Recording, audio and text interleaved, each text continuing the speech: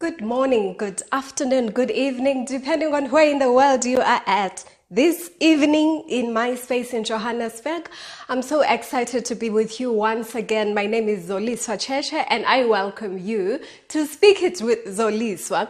I'm so excited. In the last week, I received an almost overwhelmingly large number of inbox messages with people querying a number of things based on the previous video that I released. So I decided that I'm going to do a follow-up to that. We're talking about the mindset, so I will incorporate some of the questions or of the answers to the questions that you had in here. Thank you so much, Lindy, Vuyelwa, Lazarus, Nathan, and a number of other people, other names I can't remember right now because I'm not looking at them. But thank you, thank you, thank you. You raised quite a number of very progressive questions that are going to help us. And I trust that you are being inspired. I believe that you are asking these questions because you are considering doing something with the information that you are receiving. So here we are. We're talking about the mindset. And the mindset is that which envelopes the behaviors or the actions that you are going to take, where you're going to be coming from. In everything that you do in life, there is the goal line and there is the soul line. So the soul line is about the being that you are. It is about the authentic person that you are, the genuine, real person that you are when nobody is looking, when you don't have anybody to impress, when you don't have to lie to anybody about who you are, what you stand for, what you want, what you've done in the past, and what you would like to do. Okay, so that's the soul line. Then there is the goal line from the abundance of what we call the heart, when in actual fact we mean the being. The actions begin to follow. They take place being propelled by the being that you are. So the goal line follows these actions that you are going to take so that you can arrive at the dream or the vision that you have about your life, regardless of the faculty of life or the domain of life that you are focusing on at that particular point in time. So once again, I emphasize the issue of the mindset means that you have to put yourself in a space or in a place that is going to create a conducive environment for the achievement of the goals that you are going to set for yourself. And I said last week, up until such time that the mindset that you have is that which is ready to receive the things that you are seeking when they come, then you are not going to find them, because when they come to reach you, they will find you in a different place from where you're supposed to be. So they are going to be lost, or they will fall into the hands of somebody else who was not even expecting them because you did not come from the right place. I also spoke about the wavelength that you are vibrating at. I spoke about the frequency that you are vibrating at last week. And I said, are you asking the universe for the things that you are looking for, or the ideas on what steps you can take in the direction of your dream, on the basis of anxiety being pushed by the fear that you have? Or is it the love and the courage which is bringing you closer to the things that you would like to do? So what do I mean by that? The mindset. There will be a trigger that happens that gets you to want something. Maybe something that you have never thought of wanting before. And the example, which has been triggered by some of the conversations that I have been having with other people in the last week, is the state of the nation. How desperate people are for miracles because of poverty or because of the desire to move from one state to the other. And how difficult it is to just move from one phase of your life. You are a graduate. You just have this piece of paper that says, congratulations, you have passed your college studies. Now what do you do? And you cannot go to the next line, be it the business, if it is an entrepreneurial line, or be it the employment, if you're one of those people that really want to say good morning boss to somebody else. But you get stuck. You feel that you are stuck in the phase that you have been at, because there is a lack of that thing from inside of you that's going to pull you and encourage you to move to the next phase of your life or take a different direction in your life. You've been doing exactly the same thing the same way, and it has not been working. So I like some of the questions that I've received, because they were saying, but I've been doing it like this all along. I'm tired. It's not working. What makes you think that what you are telling me to do is going to work? I have news for you. If it has not been working and you continue doing it and expecting it to yield different results, we call it insanity. I don't want to say you are insane, but the act that you are conducting is insanity. If plan A doesn't work, then look elsewhere and try plan B. And if that one doesn't work as well, you try plan C up until it comes to a space where it works. Where are you going to get all the ideas about plan B, plan C, plan whatever? They are all sitting in your thoughts. Thoughts are aim-free ideas. You have an average of about 70,000 thoughts a day that are not directed at anything if you are not aware of who you are and what's happening in your life. Research shows that you have all of these thoughts. You may not even remember what happened yesterday at 12:35 because you were not listening to your thoughts. If you ask the right questions so that your mind can be channeled towards getting you the answers to the questions that you have, then you will begin to see a difference in your life. Definitionally speaking, there cannot be a question without an answer. And the answer is not going to come from the outside. The answer comes from you. You begin to open your eyes and be aware of the things that you were not aware all along. You were not aware of them. They are here, they have always been here, but you are not focusing on them. Mindset is all about the focus. What are you focusing on? So what I have picked up as I've been having conversations about what the government should be doing for the people, how the government should be providing the schooling, the free education, the employment, and all of those things that they have been promising for years in their manifesto.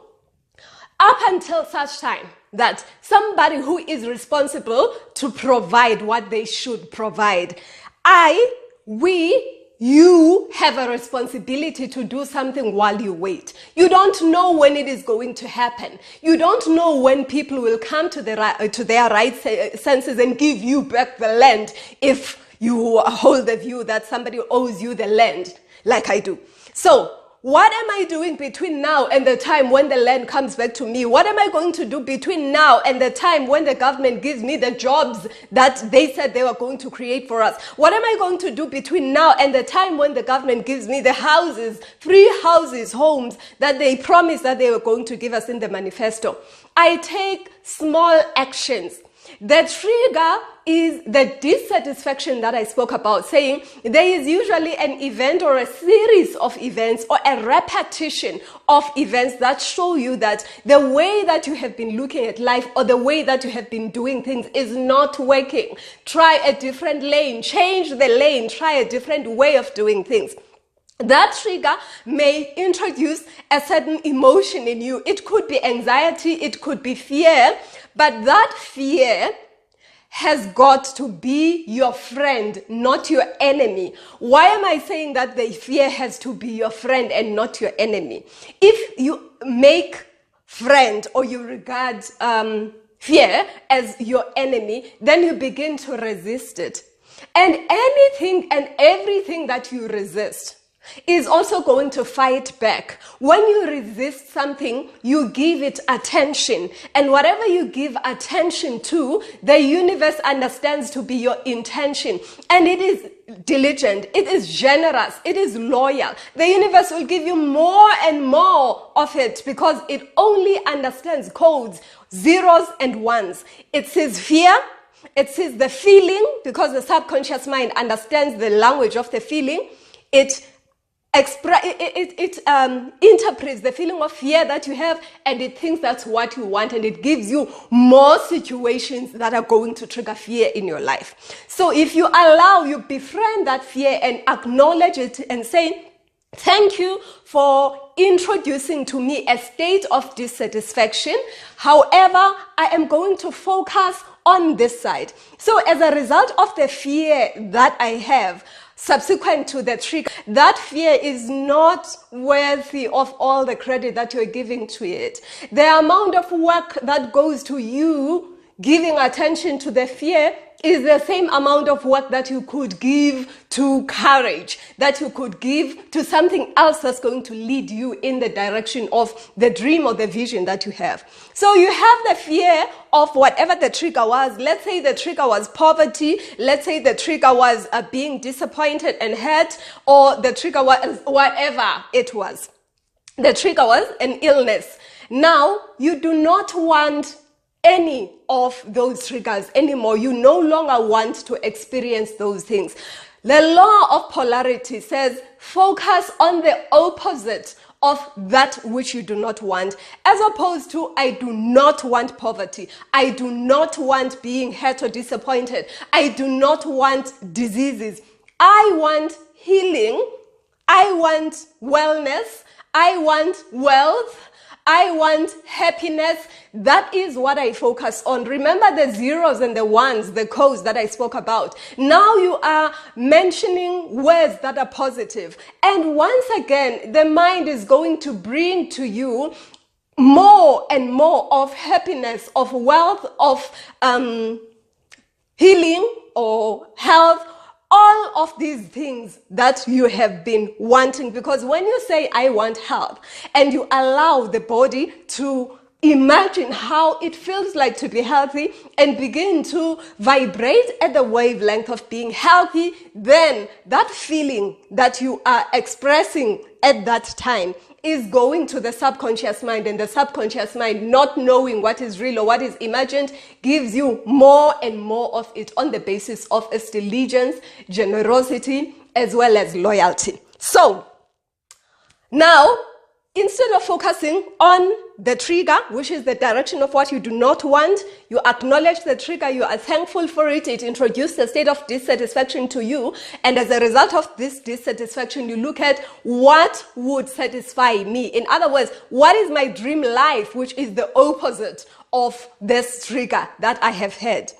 What would I love to see happening in my life? Because I am fearful of what was the trigger. What would I love to see? Now, what I love to see is that which will get me to jump out of bed in the morning and take steps, even if it is one single step in the direction of that dream.